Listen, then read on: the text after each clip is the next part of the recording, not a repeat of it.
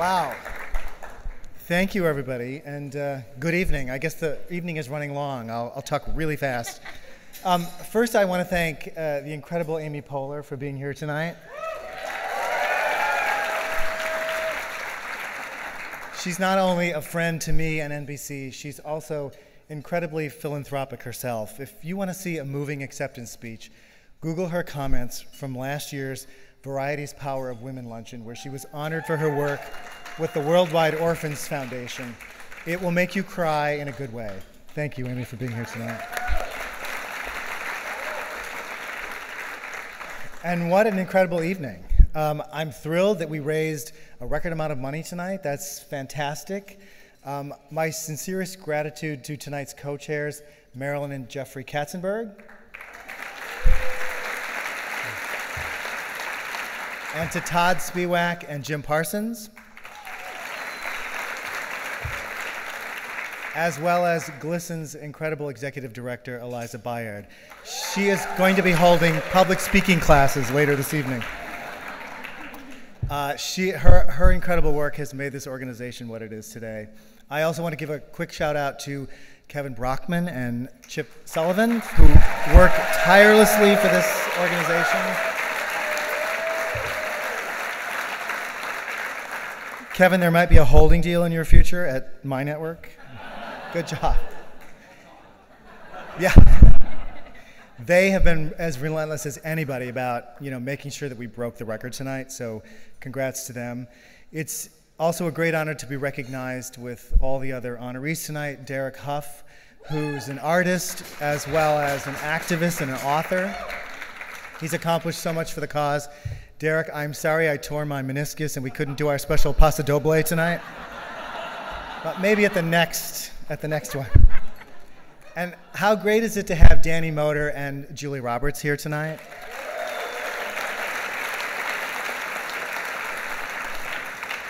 It's enough to have to follow all these incredible kids. I'm so happy I don't have to follow Julia Roberts.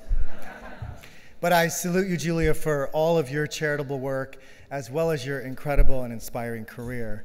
And we all just saw such a great example of that in HBO's The Normal Heart. What an amazing performance.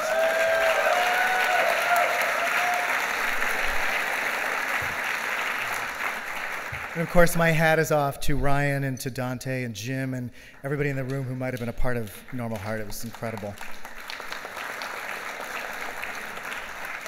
That movie is about a period in our history that the young people in this room probably don't know too much about, when gay men were persecuted and marginalized and disrespected in the face of suffering and dying from AIDS. And come to think of it, many of you probably do know what that feels like.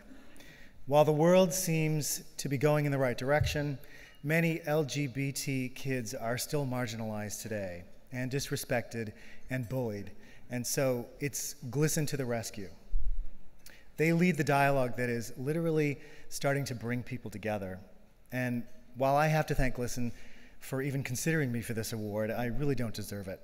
The real heroes are the kids in this room and all over the country who are fighting the good fight.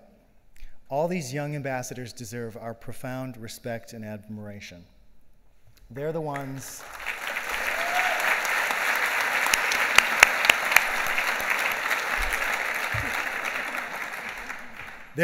who are going to be leading the next generation along the right path. I've come to this dinner before, and I knew we would all be moved by someone like Cliff Tang. Congratulations to you, Cliff, and to your commitment to the hard work.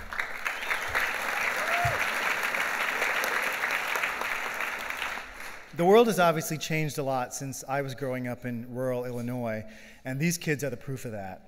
Of course, as you all know, same-sex marriage just made major strides forward, and it's now legal in 2/3 of our states.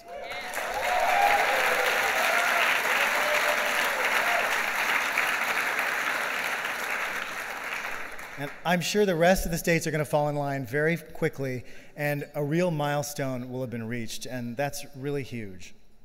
Yet, in spite of this progress, statistics show us that 8 out of 10 LGBT kids reported being bullied at school within the past year, and more than half of them heard derogatory remarks about their sexual orientation every day at their schools and in their communities. I heard them too when I was young, And I thought that's just the way it's going to be, but not true thanks in large part to the work GLSEN is doing. And here's one great example. Just last week, a female-to-male transgender high school student named Mel Gonzalez was elected homecoming king at his high school in Sugar Land, Texas.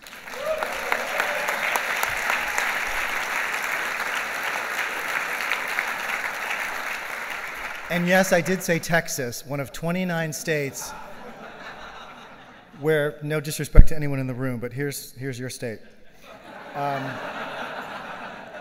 One of 29 states where you can be fired for being gay or lesbian, much less transgender.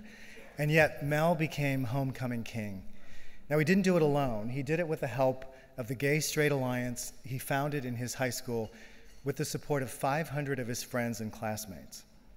That's what I would also call a milestone.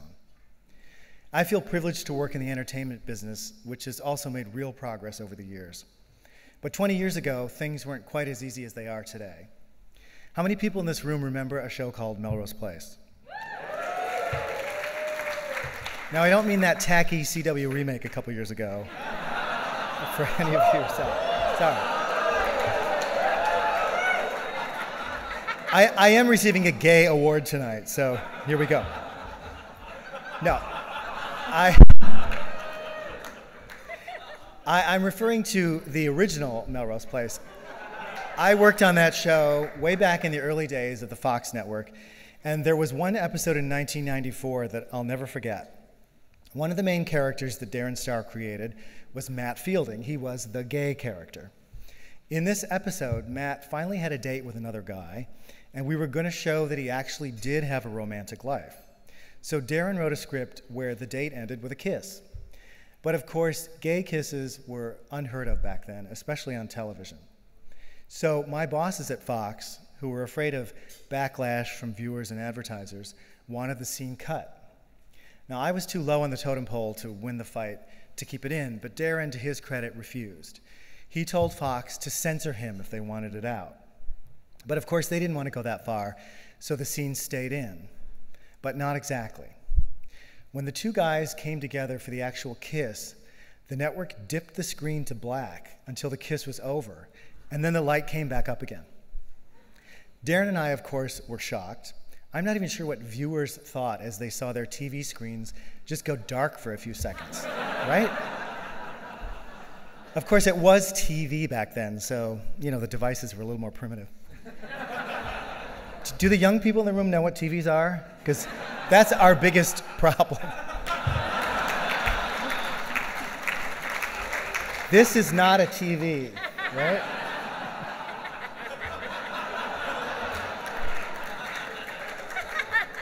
Anyway, it was really disheartening to see a network so afraid of something like this that they had to literally turn the lights out.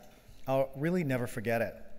And the battle I lost then only motivated me to push harder for the cause as time went on. And I'm happy to say it did get easier very quickly. With characters like little Isabel Hodes on Weeds, or David Fisher on 6 Feet Under, Brian Collins on The New Normal, or Leslie Shea of Chicago Fire. And with many openly gay contestants now on The Voice, or a highly visible gay marriage on Days of Our Lives, I've had a hand in bringing many LGBT people to television. I didn't do Queer as Folk, and shout out to the Queer as Folk cast in the room tonight.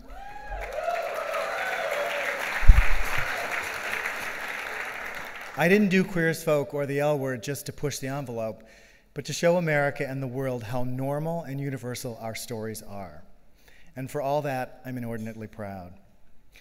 This shy little kid from conservative Illinois didn't grow up in a world where it was easy to take a stand like these amazing kids are doing in high schools all over the country today.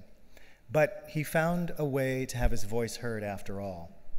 And I hope these characters had some impact on other shy, closeted kids in Ohio or Alabama or Montana or even around the world who saw positive images of themselves on television, maybe for the first time ever. Anyway, I think I'm rambling. What I just meant to say is that I'm in awe of the people in this room who live their lives honestly and with pride, and who will stand up and educate the ignorant or fight for those who can't fight for themselves. Thank you for honoring me with this award, but I have to give it back to you. You're the heroes of the evening. You're the heroes of this community. You and GLSEN are really the heroes of this movement. Thank you very much.